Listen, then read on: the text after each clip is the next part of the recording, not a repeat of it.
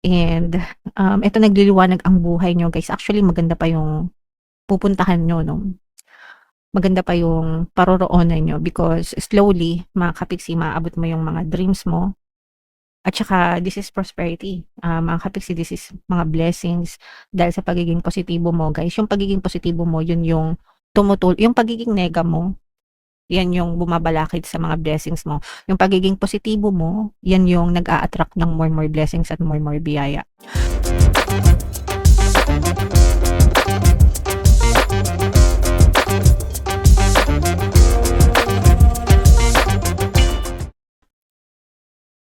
Hello guys, hello Gemini, welcome back to Pinoy Pixie Tarot. Ang pamagat ng episode natin for tonight is anong ganap sa buhay mo. Ito ay isang timeless reading mga kapixie para sa Gemini, Sun, Moon, Rising Sign, and Venus.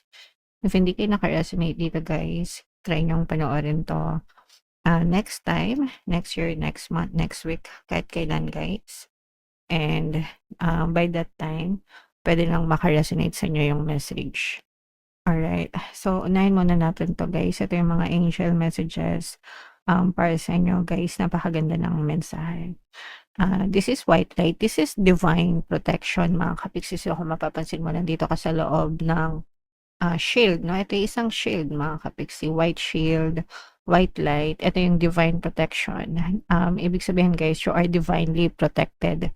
And this is true guys para sa bawat isa sa atin kasi lahat tayo, simula nung pinanganak tayo, may mga spirit guides tayo. And yung spirit guides natin, ang role nila is, una, gabayan tayo. Pangalawa, protektahan tayo. Okay? And pangatlo, tulungan tayo sa panahon ng ating mga pangailangan. Oops! Sorry, nagulat ako. Anyway, sorry. Bumagsak kasi yung saksakan ko sa ibaba, so nagulat ako. Anyway, so as I was saying mga kapiksi, no, bawat isa sa atin ay may spirit guides and ito yung protection nila sa atin. So you don't have to worry mga kapiksi because you are always safe and you are always protected guys. And yung next message naman natin guys, this is tranquility mga kapiksi. This is about silence, serenity, healing mga kapiksi. You are focused on your healing. Guys, meditation nakakatulong sa healing mga kapiksi. And yeah, so pwede kayo mag-meditate guys. Meron tayong Tagalog guided meditation dito sa ating channel para mawala ang stress and anxiety. Or meron din tayong Ho'oponopono and self-love na subliminal para sa emotional healing nyo rin. So, if ever man na naka-experience kayo ng konting bagabag sa buhay, mag-meditate kayo and magdasal guys. And ito, breathe. Ito yung magpahinga guys, no?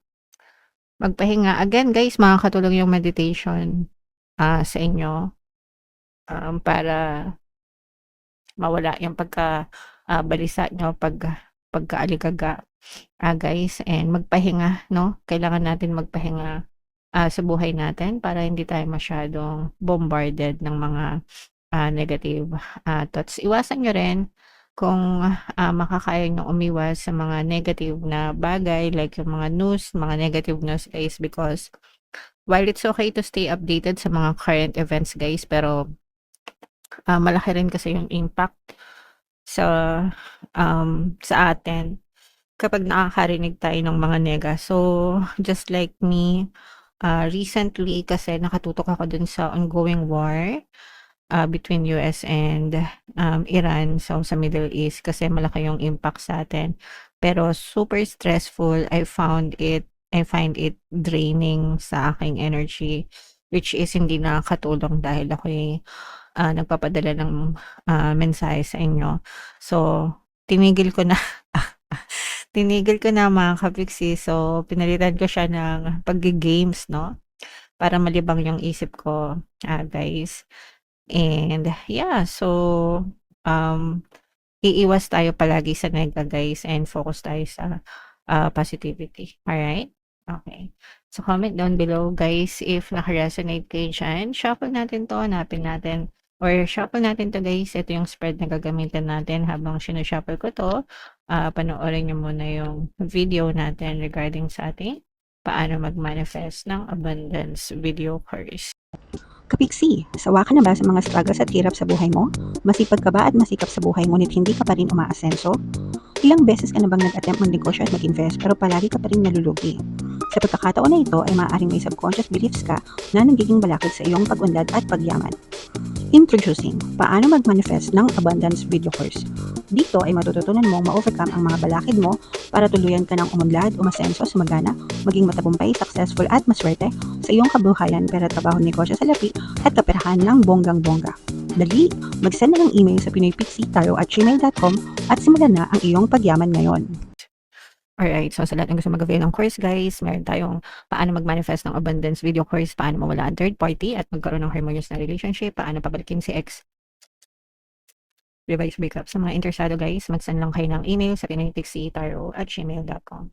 And sa mga naghahanap ng pampaswerte guys, meron tayong money shaker jar, super effective na pampaswerte. Ito yan guys, no, napaka-effective, madami ng success stories. At saka itong mga bracelets guys. So ito yung ating WhatsApp number, mga kapiksi, i-chat nyo lang ako dyan. Grabe naman ito sa ganda ng energy mga kapiksi, no? So ito ay abundance mga kapiksi. At the center of your energy, ito ay abundance, kasaganaan, pagpapala, maraming biyaya, maraming supply ng biyaya sa inyo. Sabi ko nga guys, you are protected, no? You are protected from worries, guys. Hindi nyo kailangan mag-alala. You are safe and protected at all times, mga kapiksi. And kahit na magulo ang mundo, di ba? Right now, you will still experience abundance sa buhay nyo, kasaganaan, pagpapala. There are many fishes in the ocean para sa inyo, guys. Parang ganun yung ibig sabihin yan. Maraming biyaya, maraming pagpapala, masagana ang inyong pamumuhay, guys. And itong mga kasaganaan na to guys, no, pwedeng yung iba sa inyo is may balakid sa mga biyaya, especially kung tinatalikuran nyo yung mga biyaya, tinatalikuran nyo yung mga blessings. And one way you do that is kapag hindi nyo na-appreciate yung mga blessings, no, parang tinataboy nyo yan guys. Pag nagrereklamo kayo, na-stress kayo, nag-worry kayo, parang tinataboy nyo yung mga blessings, mga kapiksi, kasi you are not appreciating what you have. Sa buhay natin, guys, marami tayong biyaya sa araw-araw na gumigising tayo, no? We have air in our lungs, di ba? We have blood in our body. We have roof over our head. Yun pa lang, guys, blessings na yun, no? Pero kapag hindi mo siya ina-appreciate and palagi mo na lang tinitingnan yung kakulangan sa buhay mo, imbis na i-appreciate mo kung ano yung meron ka, parang tinataboy mo yung biyaya kasi ungrateful ka. So, you should have a grateful heart, mga kapiksi. Pag sinabing grateful heart, palagi kayong magpasalamat sa meron kayo sa buhay nyo. Kahit gaano kaliit, kahit gaano kalaki, guys, no? And yun yung nagiging balakid ng iba sa inyo. Tinatalikuran nyo yung mga biyaya.